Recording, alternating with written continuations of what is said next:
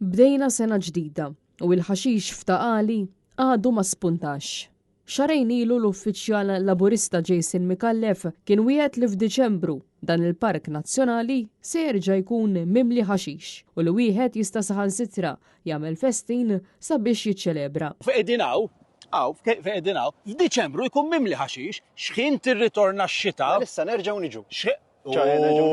Nistiednek u nagħmlu festin jekk trid. Ironikament Diċembru għadda, tħallna f'Jannar u minkejja id-dulluvju ta' xita li għamlet fl-aħħar jiem, il-ħaxix xorta waħda għadu ma telax.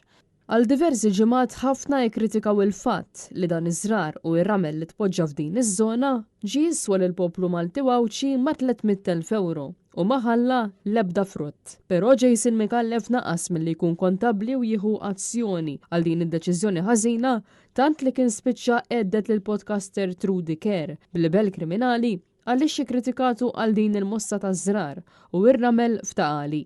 Mhux hekk biss iżda infexxi attakka anke lill-ġurnalisti fosthom lill-ġurnalista ta' Newsbook, Christine Mamo, li investigat din id-deċiżjoni tar-ramel u iżrar fil-picnic area.